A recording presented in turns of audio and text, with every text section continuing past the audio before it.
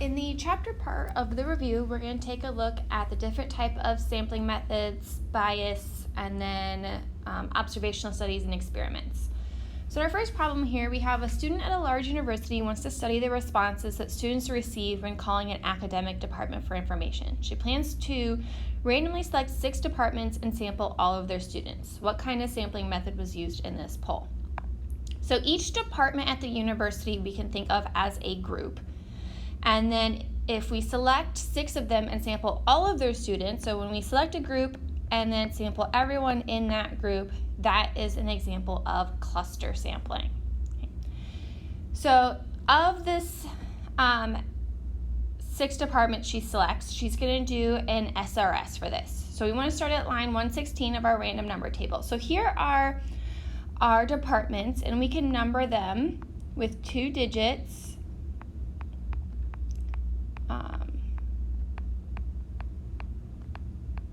So there are, and it goes all the way up to 27. Okay. So what I want to do is I have to break my SRS into groups of 2, since I have 2-digit in my SRS.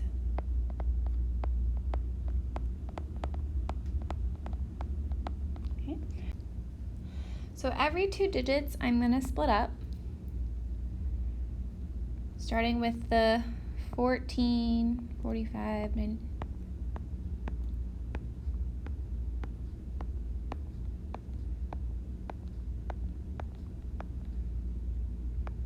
Okay. So now that I've split up my digits into groups of 2, I'm going to look for the first 6 numbers that fall between 1 and 27, and those are going to be the 6 departments for our study. So 14, 3, 10, 22, 6, and 11. So we're going to use 14,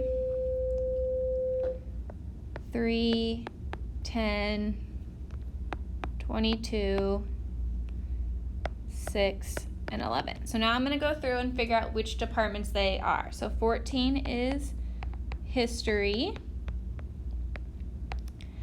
3 is art, 10 is education,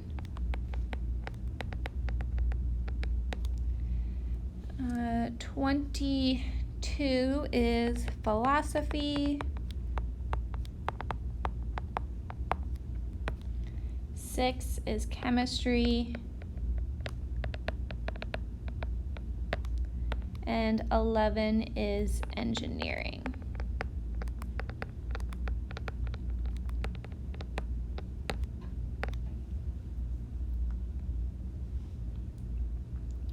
So next we're going to take a look at identifying the sampling technique that was used for each of the samples. And I'm going to, for each one, pick out the key part of the sample that leads me to my answer. So in A, we have that we survey every 5th person leaving a movie theater. So because it says every 5th person, that tells me that I've used systematic. Okay, systematic uses its every nth individual included.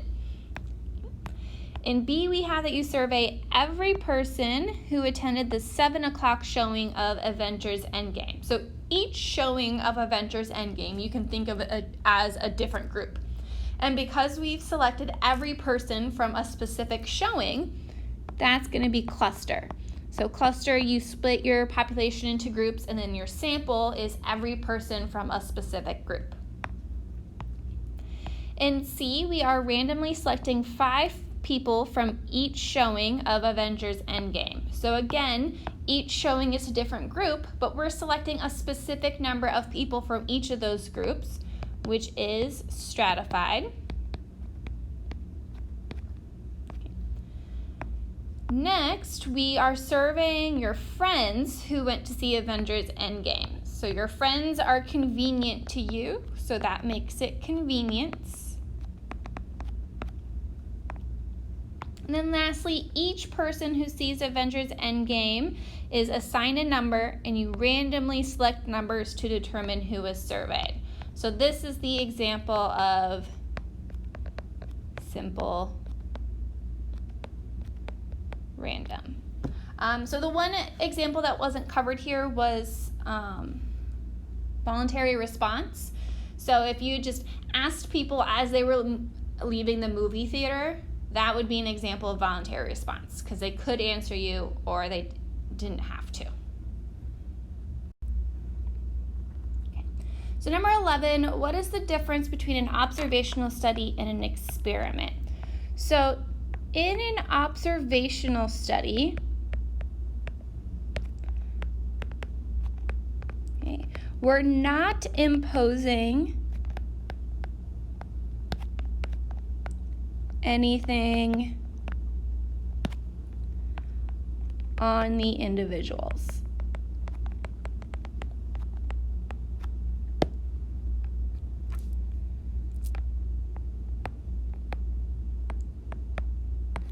All right, so in an observational study, we're not imposing anything on the individuals, and in an experiment, you are.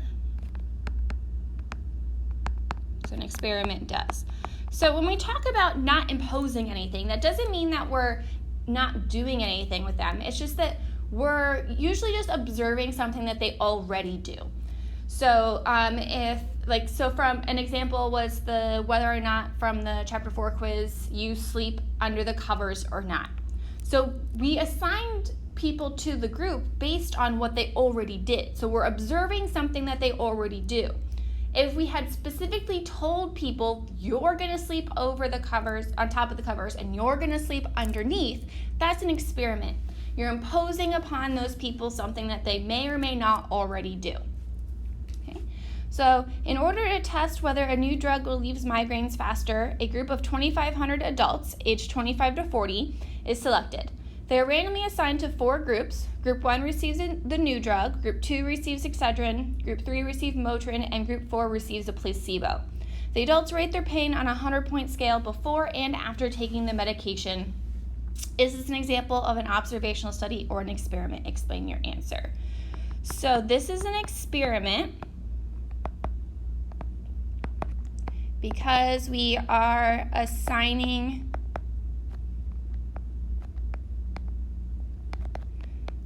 the adults which drug to take, okay? And it's important that when you're conducting an experiment, especially with something like this where you're testing out something new, whether it's a drug or a pesticide from the assignment from 4.2, you have to have a control group. So a group that in this case receives a placebo or a group that doesn't receive the pesticide. That way you have a baseline. Okay. B, what are the explanatory and response variables? So the explanatory variable is the drug they're taking, because we're looking at whether or not this new drug relieves migraines faster. And then the response is their pain level. So based on this drug, they do the pain level beforehand, and then the response after they take the drug is their new pain level, whether that's increased or decreased. And then lastly, we want to construct a design. So our design starts with our 2,500 adults, which are randomly assigned to 4 groups. And because we have 2,500, if we divide into 4 groups, there's 625 in group 1, 625 in group 2, 625 in group 3, and 625 in group 4. Each of them are going to take the medication.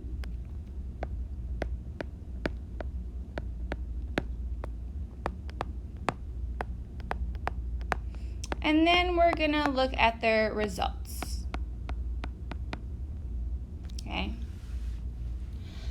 The one thing we didn't talk about is whether or not this study has randomization, and the answer is yes, because we have randomly assigned the adults to the group they're going to be in. We didn't specifically say these people are going to be taking this one, it was random. You can also have randomization in the selection of the people. So usually in an observational study, your randomization comes from the selection of the people who are going to be in your study, not what they're doing, because you're observing something they already do. So you randomly select people to be a part of the study. Okay. So please let me know if you have any other questions before you take the test.